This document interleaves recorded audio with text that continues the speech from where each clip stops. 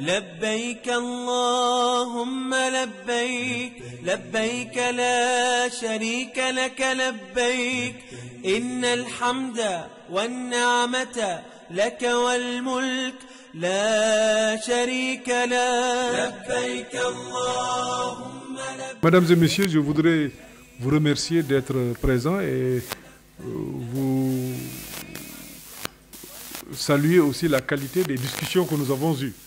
Nous avons eu des discussions très transparentes, nous avons beaucoup échangé et à l'issue de ces échanges, je voudrais porter à votre connaissance les recommandations que le gouvernement entend mettre en œuvre avec les ministres qui sont là, que je félicite, de même que le délégué au pèlerinage. Je sais qu'il travaille d'arrache-pied depuis très très longtemps, il a la confiance du président et je voudrais en son nom vous renouveler la confiance du président et saluer aussi les affaires étrangères qui nous ont accueillis aujourd'hui.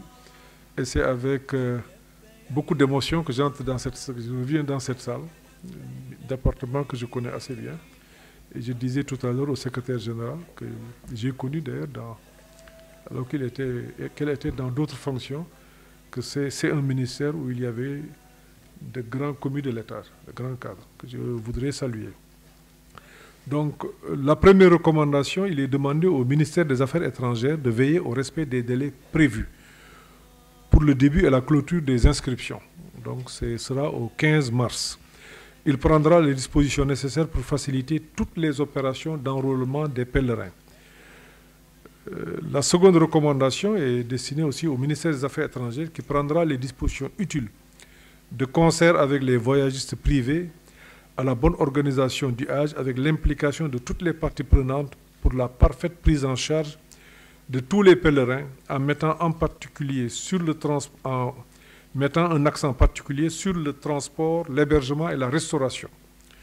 Troisièmement, le ministre des Affaires étrangères renforcera la communication autour des préparatifs du Hajj en tenant compte des délais fixés par les autorités saoudiennes.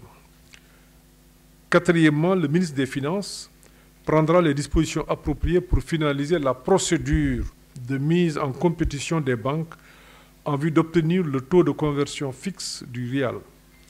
Il prendra les mesures diligentes pour mobiliser à temps les ressources destinées au pèlerinage. 5. Le ministre de l'Intérieur mettra en place un dispositif spécial de production de passeports pour les pèlerins et veillera à assurer un accompagnement sécuritaire aux pèlerins au départ comme à l'arrivée. 6. Le ministre de la Santé est chargé d'élaborer et de diffuser un protocole sanitaire et mettra en place des équipes chargées de la visite médicale dans les localités prévues à cet effet. Enfin, le ministre des Transports aériens prendra les dispositions appropriées pour la préparation et l'opérationnalisation du terminal pèlerin de AIBD. Il prendra les mesures idoines pour une bonne participation du pavillon national Air Sénégal à cette édition 2024 du Hajj. لبيك اللهم لبيك لبيك لا شريك لك لبيك إن الحمد والنعمة لك والملك لا شريك لك لبيك اللهم